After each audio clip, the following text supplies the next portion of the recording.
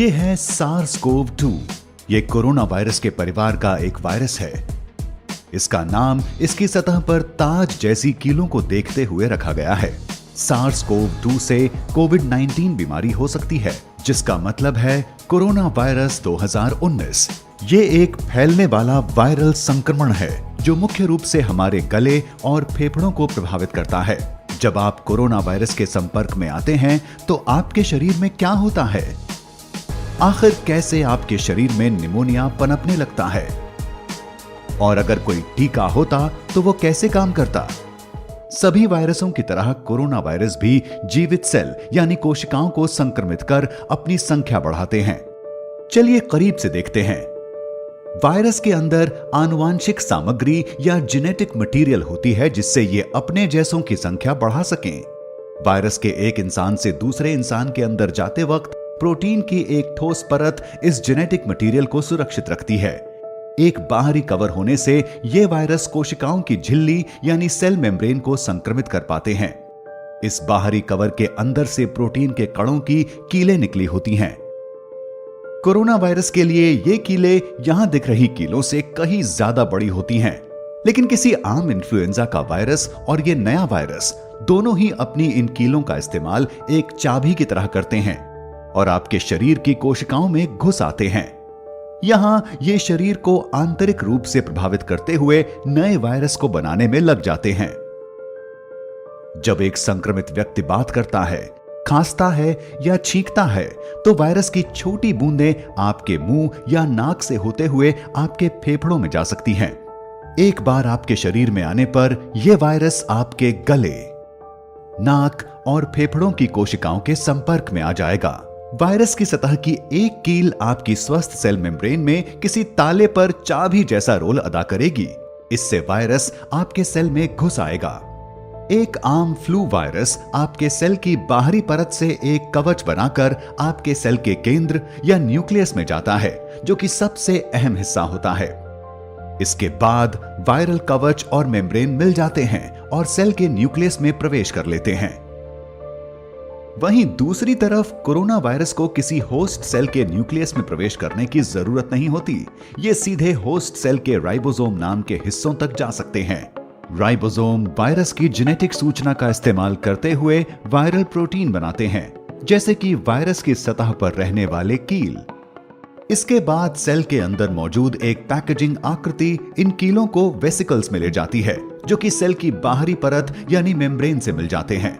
वो सभी हिस्से जिनकी जरूरत एक नया वायरस बनाने के लिए होती है, वो आपकी सेल मेम्ब्रेन के ठीक नीचे इकट्ठे हो जाते हैं। फिर एक नया वायरस सेल मेम्ब्रेन से अलग होते हुए जन्म लेने लगता है।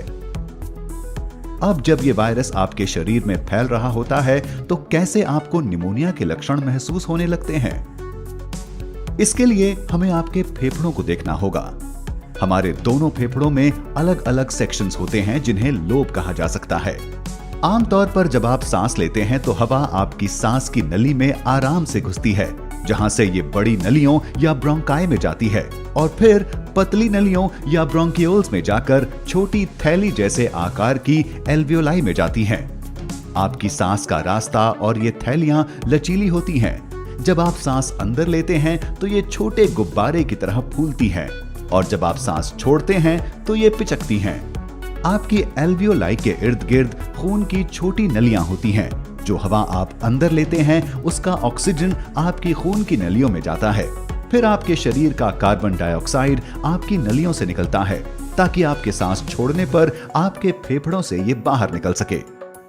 आपकी सांस के रास्ते के ज्यादातर कीटाणु सांस की नली के अंदर मौजूद बलगम अपनी ओर खींच लेता है। एक स्वस्थ शरीर में बालों जैसे दिखने वाले सिलिया से ढकी नलियां ज्यादातर इस बलगम और कीटाणुओं को सांस के रास्ते बाहर फेंकती रहती हैं, जिससे आपको खांसी आती है। आमतौर पर आपका रोगों से लड़ने वाला सिस्टम उन वायरस और कीटाणुओं पर हमला करता है जो म्यूकस को पार कर आपकी एल्वियोलाई तक पहुंच जाते हैं। हालांकि अगर आपका रोगों से लड़ने वाला सिस्टम कमजोर हो गया है, जैसा कि कोरोना वायरस के मामले में हो जाता है, तो ये वायरस उन लड़ाकू सेलों को हरा देंगे और आपके ब्रोंकियोल्स और एल्वियोलाई में जलन महसूस होगी, क्योंकि आपका सिस्टम बढ़ते हुए वायरस से लड़ रहा होगा। इस जलन से आपके फेफड़ों में पानी जैसा भरने लगेगा, जिससे आपके शरीर के लिए जरूरत जितना ऑक्सीजन लेना मुश्किल हो जाएगा।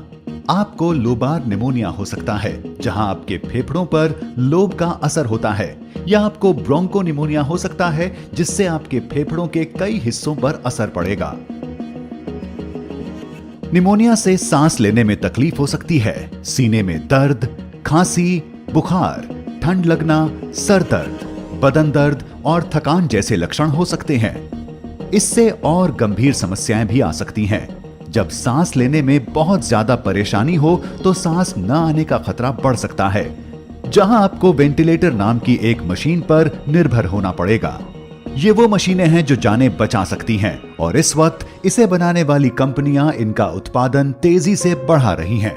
आप में ये लक्षण दिखेंगे या नहीं, ये कई बातों पर निर्भर करता है, जैसे कि आपकी उम्र या ये कि आपका स्वास्थ्य पहले से ठीक था या नहीं। जहां ये सब सुनने में डरावना है, वहीं एक सुकून की बात यह भी है कि कोरोना वायरस का टीका बनाने के लिए तेजी से कोशिशें जारी हैं। दूसरे कोरोना वायरस पर शोध से कई जानकार ये मानते हैं कि वो लोग जो SARS-CoV-2 के संक्रमण से ठीक हो चुके हैं, वो दोबारा संक्रमण से सुरक्षित हो सकते हैं। लेकिन ये धारणा बनाने के लिए सबूतों की जरूरत होगी, और शोध से ऐसा नहीं दिखाई देता। कोरोना वायरस के खिलाफ एक संभावित टीके को लेकर कई तरह की अटकलें हैं। इसमें एक आम धारणा यह है कि अगर इसी वायरस के कमजोर वर्जन के टीके लगाए जाएंगे तो इससे ये वैक्सीन आपके शरीर को इस वायरस से लड़ना भी सिखा देगी, और ये इतना कमजोर होगा कि आप इससे प्रभावित भी नहीं होंगे। कुछ ही हफ्तों में रोगों से लड़ने वाले आपके सिस्टम में मौजूद सेल एंटीबॉडी बना लेंगे, जो कि कोरोना वायरस या इनके कीलों के आकार वाले प्रोटीन से लड़ने में कारगर होंगे। ये एंटीबॉडी वायरस से जुड़ जाएंगे और वायरस को आपके सेल से जुड़ने नहीं देंगे। आपका इम्यून सिस्टम इसके बाद इन एंटीबॉडी से मिलने वाले सिग्नलों के जरिए वायरस से जीतने लगेगा। इसके बाद अगर आप असल वायरस से संक्रमित हो जाते हैं तो आपका शरीर इसे पहचान लेगा और इसे खत्म कर देगा। दूसरे शब्दों में, आपका इम्यून सिस्टम अब तैयार होगा। अब वैज्ञानिकों को जो वक्त लग रहा है वो इसके सबूत जुटाने में लग रहा है कि ये मुमकिन, सुरक्षित और कारगर होगा या नहीं। इस महामारी के दौर में टीके को बना पाना वक्त के खिलाफ एक दौड़ जैसा है। टीके के विकास की तरफ बढ़ते हर कदम में सालों नहीं तो महीनों का वक्त तो लग ही जाता है। एक इबोला के टीके ने 5 साल में तैयार होकर रिकॉर्ड तोड़े थे। आशा है कि कोरोना वायरस का टीका ये पिछला रिकॉर्ड तोड़ता हुआ 12 से 18 महीनों में तैयार हो जाएगा। इस सब में तो वक्त लगने वाला है, लेकिन अगर संभव हो तो आप घर में रहें और उन्हें बीमारी से दूर रखें जिन्हें खतरा ज्यादा है। और हाँ, कम से कम 20 सेकंड तक अपने हाथों को जितनी बार हो सके धो लिया करें। अगर आप 1 साल तक ऐसा नहीं करते तो क्या होगा? इसके लिए देखें एक और क्या हो अगर।